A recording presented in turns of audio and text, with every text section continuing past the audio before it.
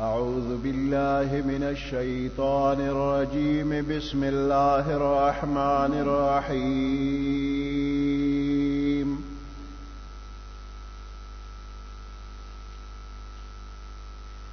الحمد لله رب العالمين الرحمن الرحيم مالك يوم الدين.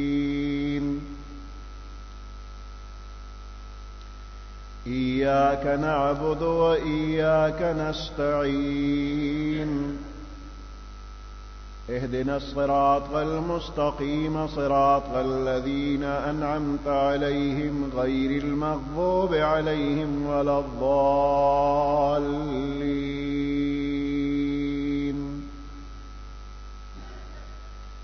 صدق الله العظيم.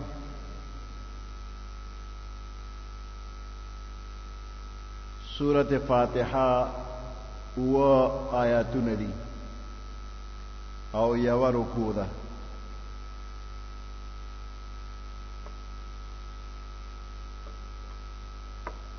لومبني درې آیاتونو کې د الله حمد و ثنا ده او اخیری درې آیاتونو کې د انسان د طرفنا د دعا او د درخواست مضمون دی او دا درخواست چل الله پاک په خپل مهرباني باندې انسان ته خولې دی. منځ کې یو آیات مشترک دی. صح صد حمد و ثنا ده او صح صد د دعا ده. ابو هريره رضی اللہ تعالی عنہ فرمائی پیغمبر علیہ السلام فرمائی کہ اللہ تعالی فرمائی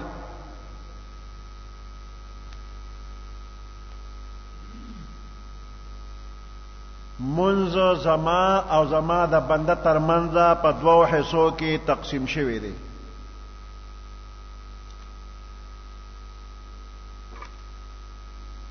نیم زما د پاره او نیم زما د بنده د پاره دی. مون مراد سورۃ فاتحه ده. او زما بنده چې سغواړي اب وته ورکړي شي. بیا پیغمبر علیہ السلام فرمای چې کلا بنده وای چې الحمدلله رب العالمین نو الله پاک فرمای چې زما بنده زما حمد وای. او چې کله بنده وای چې الرحمن الرحیم نو الله پاک فرمای زما بنده زما تعریف او ثنا بیان کړه. چې کله بنده وای مالک یوم الدین نو الله پاک فرمای زما بنده زما بزرگی بیان کړه. چې بنده وای ایاک نعبد و ایاک نستعین نو الله پاک فرمای دا آیات زما او زما د بنده ترمنځ مشترک دی. ځکه په دې کې یو اړخ د الله پاک حمد و ثنا ده او دویم اړخ د بنده دعا او درخواست. دې سره داوم الله پاک او فرمایي چې زما بنده ته به هغه چیز ملاویږي چې کمی غوښتي دي. بیا چې کله بنده وی اهدنا الصراط والمستقیم تر اخره پورې الله فرمای دا ټول زما د بنده د پاره دی او ته به هغه څه ملاویږي چې دی غواړي.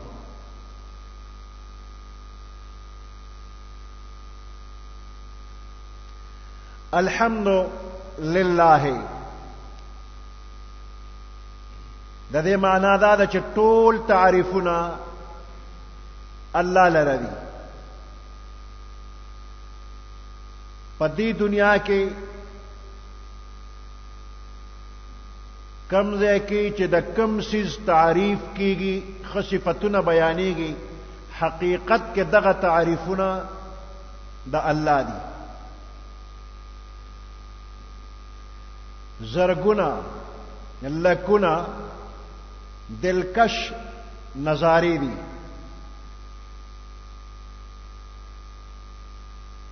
دلکش زړه راښکونکی هر وخت ځان ته راکاږي او دغه دلکش نظارې انسان په دې مجبورۍ چې انسان د دې تعریف وکړي صفتونه دې بیان کړي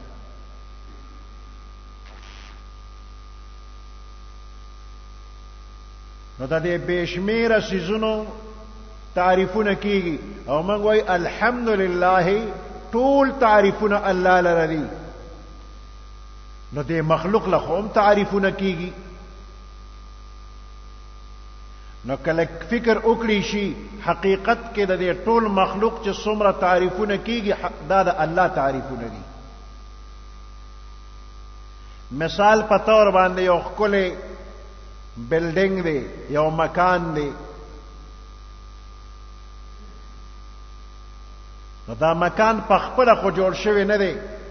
د دې څوک ماهرینو هغوی نقشې جوړې کړلې او بیا په هغه نقشه باندې کار وکړو اوس دغه ماهرین چې موجود وي او یو ناشنا سړی راشي او د دغه مکان د دغه بلډینګ هغه حسن وویني او بیا تعریفونه شروع کړي چې دا ډېر ښکلی مکان دی او ډېر ښکلی بلډینګ دی هغه جوړونکي چې ناستي نه په زړه کې خوشحالېږي دا ترکاڼ ښکلی فرنیچر جوړ کړي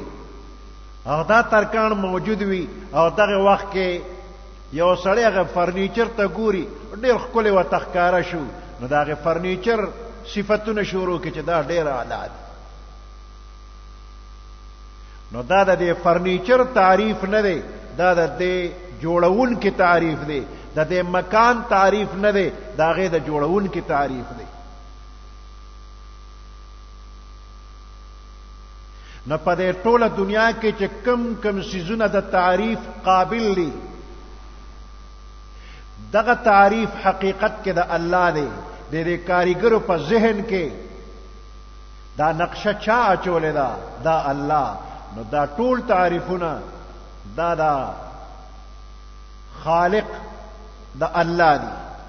الله د دې ټولو خالق دی نو دا ټول تعریفونه د الله دي نو چې تمام تعریفونه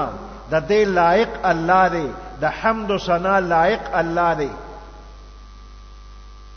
نو د عبادت لایق هم د قضات دی بل څوک نه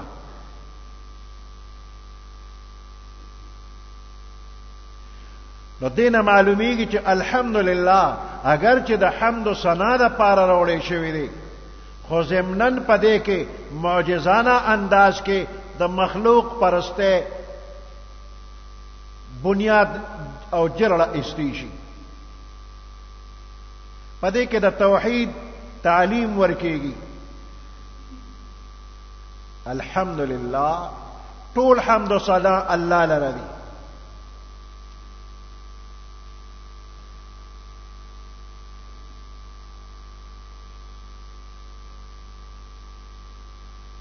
دینه پس رب العالمین دیړم باندې جمله نفس د الله رومبني صفت رب العالمین لفظ د رب تربیت او پرورش کولو والا تربیت کولو والا پالنے والا اوس دا تربیت ستوي د یو څیز د تمامو مصلحتونو رعایت او لحاظ ساتلو سره سره درجه په درجه حد کمال ته رسولو والا ذات رب دی د یو مخلوق د تمامو مصلحتونو لحاظ ساتلی شي درجه په درجه روان کیږي او حد کمال ته رسولی شي دا رسول څوک کوي دغه ذات رب الله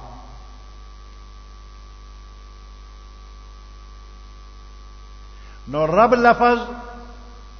بغیر د اضافت نه چې راشي نو د الله نه غیر په بل چا اطلاق جایز نه دی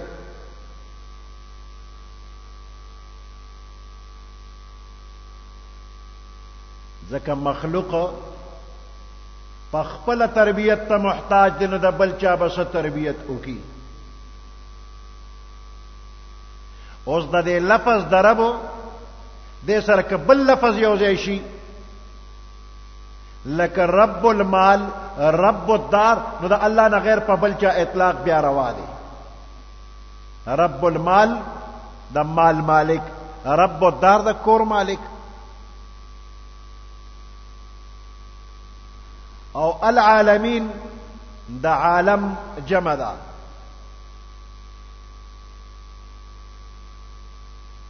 نو د الله د ذات نه غیر چې څومره شیزونه دي دې ټولو ته عالم وایي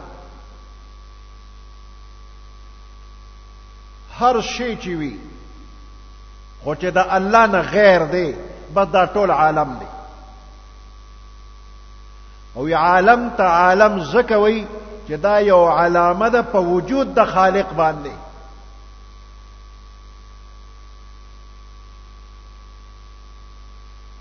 عالم علامه ده یو نشانی ده پس په وجود د خالق الله موجود دی نو دا عالمین جمع لفظ دی دا کې راغلی دی وی د دې انواع او اقسام ډیر زیات دي نو ځکه جمع راوړی دی کني رب العالم باندې انکار بشوي او رب العالمین ځکه وی چې د عالم قسمونه ډیر زیات دي نو رب العالمین دا مطلب شو چې د کائنات کې د دې مخلوقات څومره قسمونه دي دا غي ټولو قسمونو مخلوقاتو تربیت او پرورش کولو والا ذات الله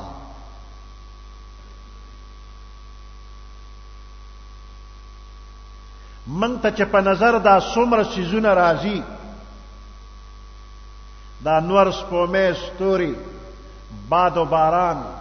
او په دې ځمکه لکونه قسمه مخلوقات ښکاری دا ټول یو عالم دی دا ټول یو عالم او داسې په زرګونو په لکونو نور عالمونه هم شته موږ نه دي لیدلې خو نور هم عالمونه شته یو نه ختمېدونکې سلسله ده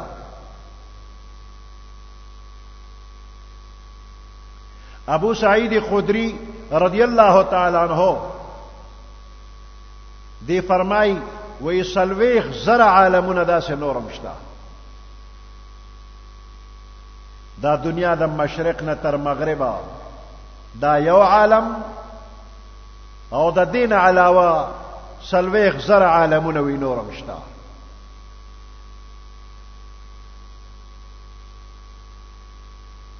او بعض عالمان وی اتیا زر عالمون نور دی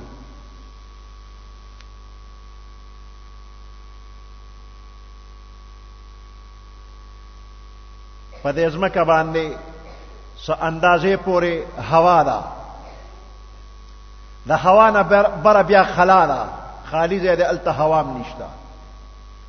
انساني مزاج هوا سره مناسب دی چې کوم ځای کې هوا وي انسان به پکې اوسیږي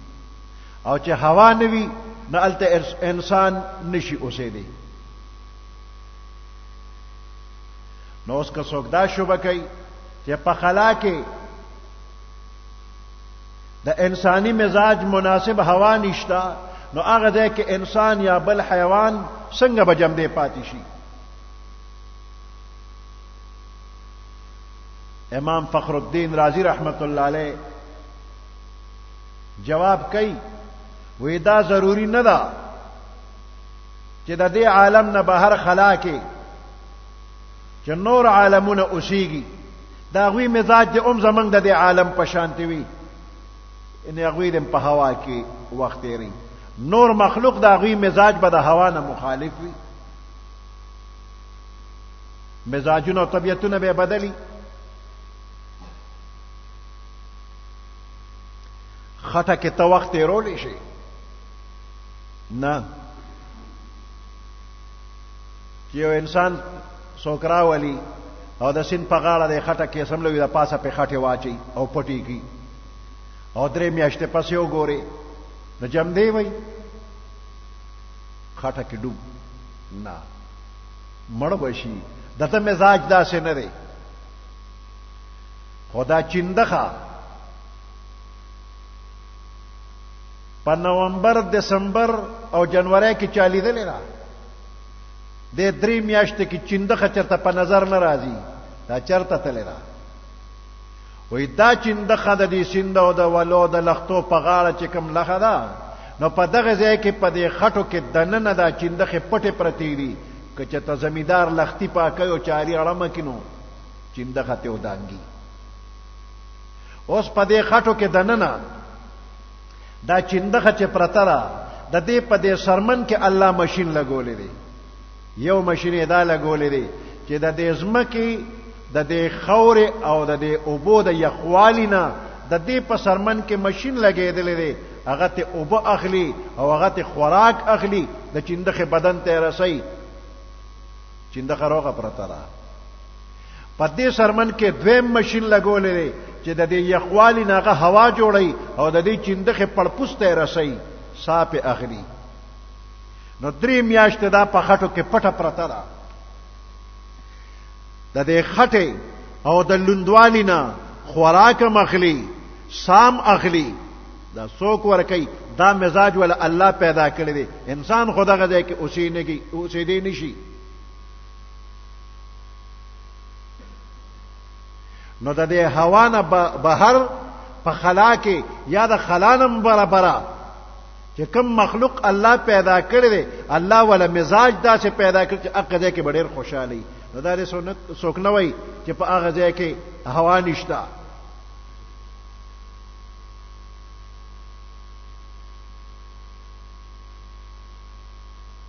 نو فخر الدین رازی رحمت الله علیه تقریبا 800 کاله مخکې دا خبرې کړې دي چې هغه وخت کې دا جدید آلات نو فخر الدین رازی رحمت الله علیه فلسفي دا منطقونه او فلسفه و غیره په دې علم کې ډېر لوی مهارت لرو او تصوف طرف ته لا نور راغلی په دغه زمانہ کې یو بزرګو نجم الدین بابا یو لوی ولی الله نو فخر الدین بابا رازی اراده وکړه چې زه ورځم او د سره ملاقات کوم او په دې تصوف کې ته صحیحه اخلم د نوم نه د یو بل خبرو خو یو بل ته مخامخ شوی نو فخر الدین رازی د نجم الدین بابا جمعات تراغ او دا سزانه ملنګ غوندې کړي د نخي وتزان ناشنا ملنګ دی او نجم الدین بابا له ډیر مریدان زیو راځي دغه وخت کې چا سوالونه راولېګل نجم الدین بابا لا وې د دې سوالونو جواب را لراکا نجم الدین بابا غا سوالونه وکتنو وې دا سوالونه ډیر پیچیده دي او د دې ماهر زما په ذهن کې فخر الدین رازی دی نو یو خادم ته ویل یو شیخ ته چې ته دا کاغذ والا او فخر الدین رازی له یو سوته چې دې جوابونه وکا بس فخر الدین رازی خو په جمعات کې خړ پړ اوړي وروړي ځان نه خي نو مې خپل وره چې ما پسې خو سړی روان شو ناګانه جمعات وته خادم لورغه شیخ لا وی بابا جی خو تا لیگی تا سره دې کاغذ کې سری وی دا فخر الدین رازی له دا خطړم او تی تمال را چې زه وګورم زمړه وی ملنګ ته په سپ وېږي دا ډیر پیچیده سوالونه دي او فخر الدین رازی به پیږي هغه لوړم وی ته ما ته وخیا که پویګم خو پویګم او کنه پویګم نو ته قاسم فخر الدین لروانی خادم کاغذ ورک فخر الدین رازی وکړه او دا څه وته وی په چې د دې لومبني سوال دا جواب دی او کته نيري ګورګه په پنسل د تکچلی کما نو دا څه کچا په پنسل د یو سوال جواب د ټولو وې تور شبابا جی توخه که خوخي شو خده کنيزه بیا فخر الدین لارشه خادم زر واپس شو نجم الدین بابا ته وې تداس جوابونه وګوره هغه چې جوابونه وکتل ودا خو بغیر د فخر الدین نه بل څوک نه کی چا ته وې د جمعات کې یو ملنګ دی ویره والا ملنګ راوس یا لکه فخر الدین دا ځان دی ولې پټ کړی دی ته خو فخر الدین یې سو عذر معذرت یو کو او دا غي نه پس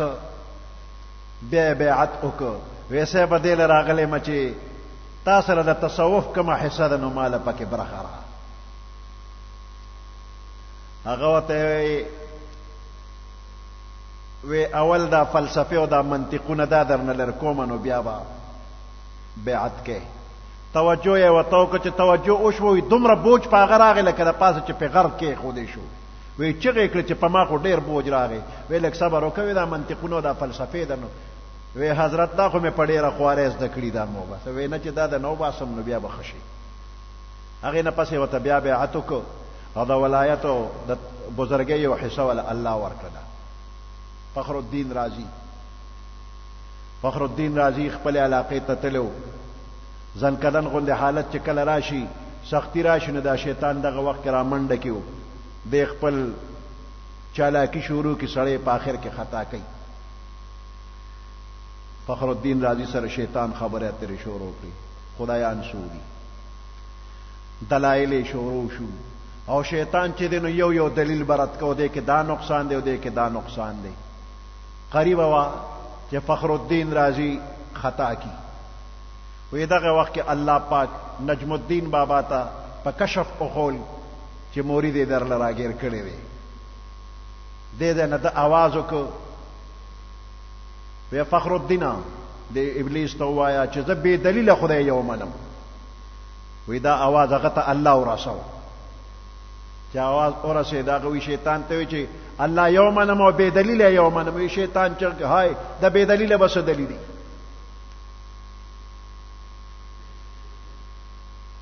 دا الله پر رحم باندې بچ کېدل کېږي شیطان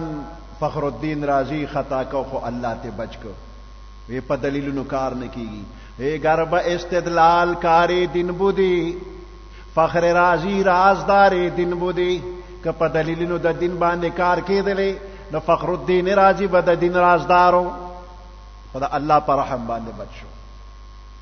نو دا خبرې فخوانه 800 کاله مخکې فخر الدین رازی وی چې دا سه عالمونه شته چې زما او ستا په نظر کې ناراضي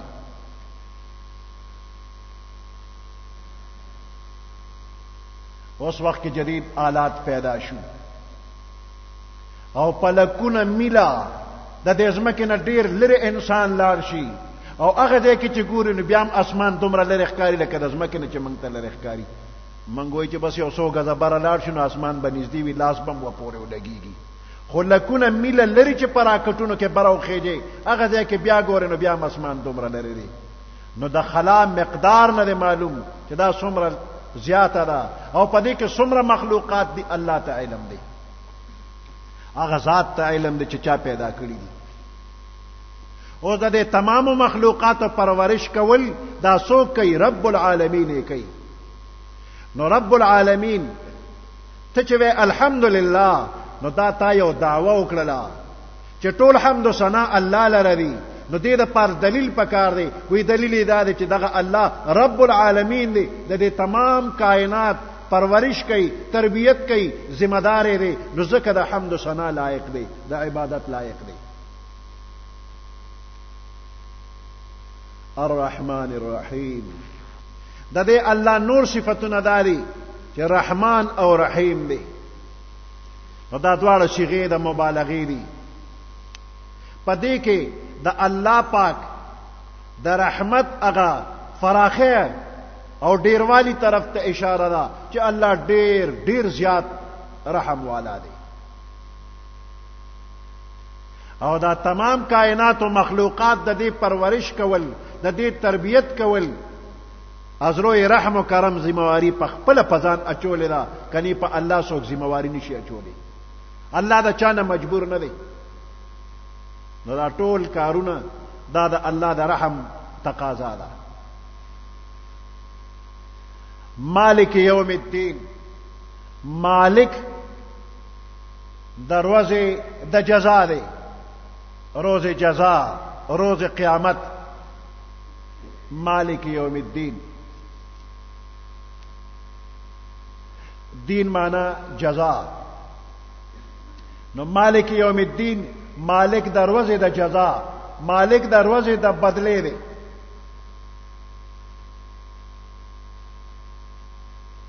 پس باندې با مالک وی ملکیت پسو نو ذکر یې نه دی کړی. نو ذکر نه کولو کې اشاره عموم ته ده چې د هر یو شیز مالک الله.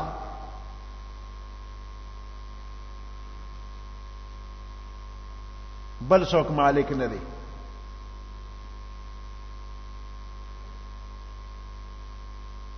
او په دنیا کې بنده ته د مالک نسبت کیږي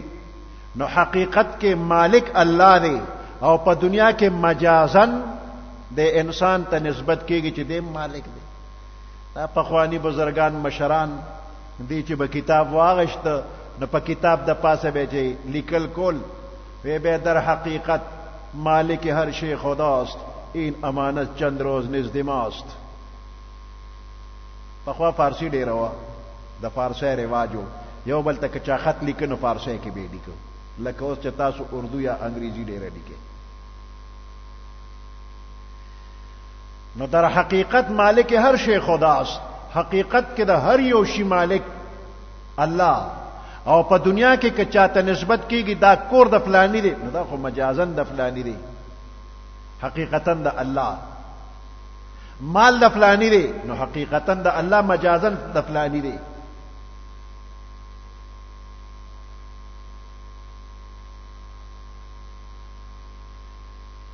مالک یوم الدین،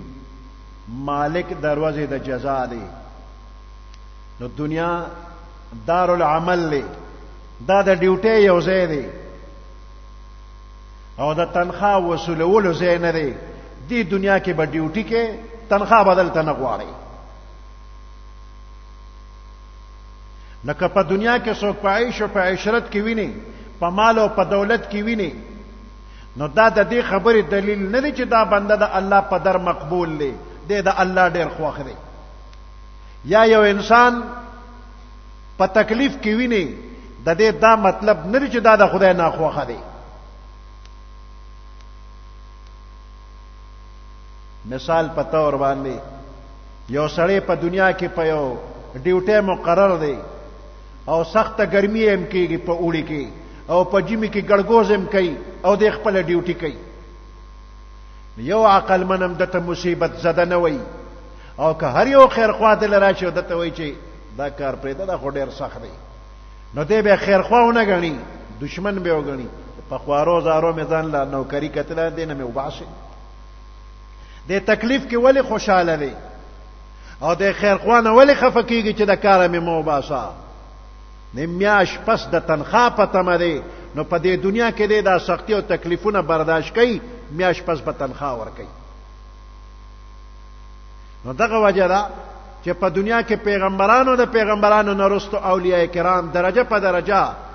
په ډیرو سختو تکلیفونو کې مبتلا وي خو ډیر مطمئن وي. په آخرت کې د تنخواه او د اجر او د ثواب په تمه دي. نو د دنیا عیش او عشرت د حق او د صداقت علامه نه ده. د دنیا غمونه مصیبتونه د خدای د ناخوښتیا علامه نه ده. مالک یوم الدین، مالک دروازه د جزا دی.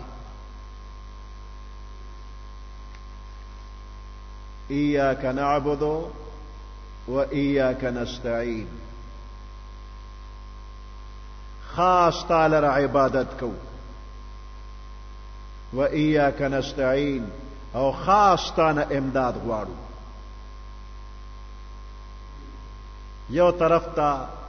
حمد و ثنا او بل طرف ته د دعا درخواست. نعبدو من عبادت کو. عبادت د چا د انتهایی تعظیم او محبت په وجه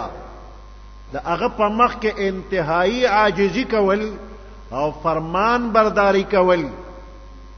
دې ته عبادت وایي. د چا د انتهایی تعظیم او د محبت د وجه د هغه په مخ کې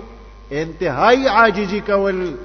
او فرمان برداری ښکار کول عبادت دی. نعبدک، من تعالی عبادت کو. نعبدک نو دې کې نعبدک تعالی عبادت کو نو دا کا دا تیرا مخ کې که نعبدو دې تیرستو کو بیا یوازې کا نه جوړېده نو ایاکا نو دا مخ کې کول رستو کول په دې کې تخصیص ته اشاره کیږي چې ګوره د بل چا نه خاص اوم ستا عبادت کو ستا نه غیر د بل چا عبادت نه کو بلکې هر څوک وي خو ستا نه غیر د بل چا عبادت نه کو عبادت به د الله کو و ایاک نستعین دې کوم دغه مخکېواله رستواله خاص امستانه به امداد غواړو د بل چا نه امداد نه غواړو انسان باندې درې حالات راځي یو ماضی یو حال یو مستقبل ماضی تیرا شوی زمانہ حال موجوده زمانہ مستقبل راتلن کی زمانہ الحمد لله رب العالمين او الرحمن الرحيم دیکھ انسان له تنبیه ورکیږي چې دې په ماضی کې او په حال کې صرف الله ته محتاج په ماضی کې دې نشو دا انسان پیدا نشو نو دا تمام کائنات نا بہترین شکل صورت کے اللہ پیدا کر لقد خلقنا الانسان فی احسن تقویم دا انسان نو پیدائش نمک کی نش نو چې پیدا کو نو ډېر ښکلي شکل کې پیدا کړ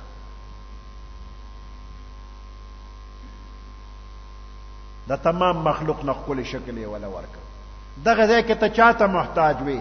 پیدائش نمخ کے اللہ تا محتاج وي کہ اللہ دے بزوگی په شکل پیدا کړی وي نو تاسو کولی شو مور پلار دې سکولی شو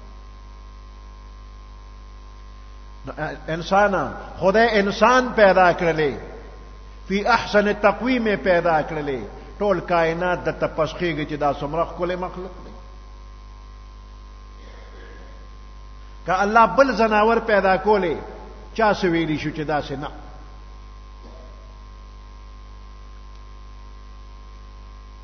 او په حال کې موجوده وخت کې بیا الله ته محتاج الله ستاسو پرورش تنظیم کړی دی ستاسو تربیت سلسله جاری ساتلې ده نو په ماضی کې الله ته محتاج نو په حال کې الله ته محتاج نو مالک یوم الدین کې وایي چې مستقبل کې الله ته محتاج که مستقبل کې د قیامت پرز د الله تعاون او امداد د سرنی د الله رحم شامل حال نشنو زیمه چې جهنم ته ورسېږي اللہ دم جہنم نو ساتھی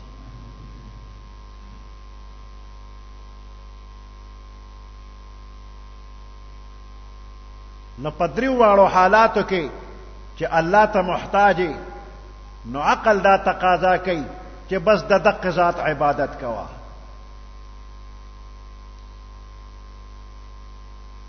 عبادت د انتهائی تعظیم او محبت سره انتهائی عاجزی او تذلل نو بل څوک د دې لایق نشتا نو ځکه انسان وای ایاک نعبدو چې دا ټول کارونه رااله ته پوره کې نو بس هم خاص تعالی عبادت کو حاجت روا ته نو دا عبادت لایق ته و ایاک نستعین او چې د امداد ضرورت پیښ شي نو بل چانه نه تانه به غواړم خاص تعالی خاص تانا امداد غواړو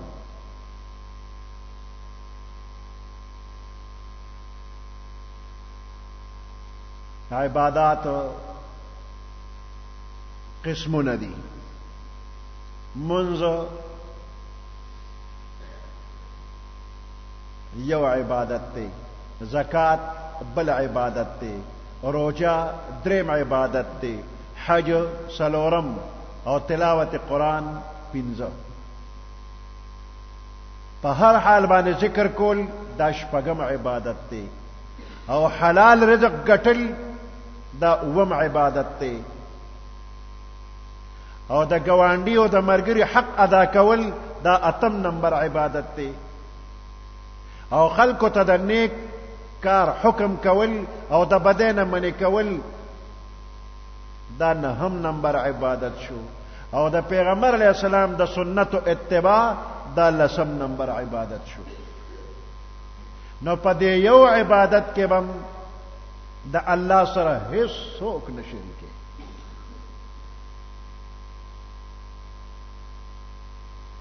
نه به د چا محبت د الله برابر وي نه به د چا نه یره د الله برابر وي نه به د چا نه امید د الله برابر وي او نه په چا باندې باور د الله برابر نه د چا طاعت او خدمت د الله برابر نه د چا نظر و نیاز او منښت د الله برابر او نه چاته د الله عمر عاجزی او تذلل ښکارا کول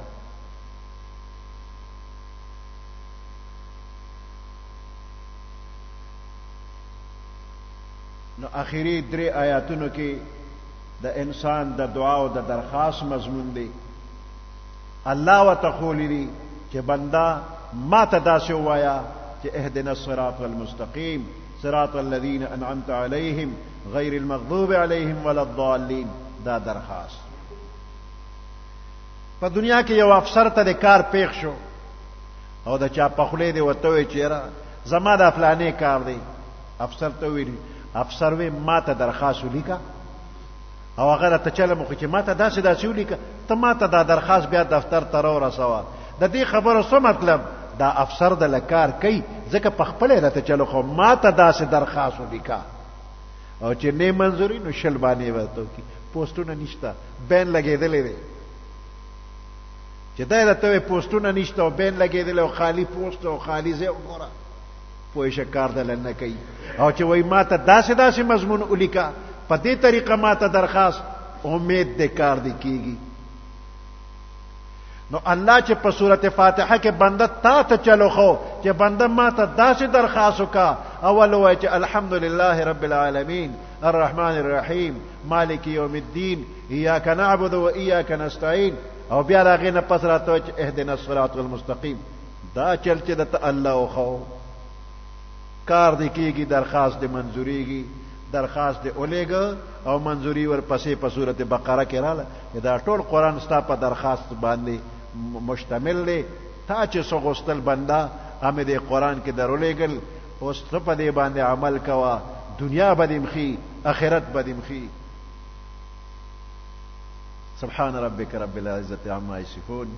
وسلام على المرسلين والحمد لله رب العالمين اللهم ربنا آتنا في الدنيا حسنة وفي الآخرة حسنة وقنا عذاب النار وأدخلنا الجنة مع الأبرار يا عزيز يا غفار برحمتك يا أرحم الراحمين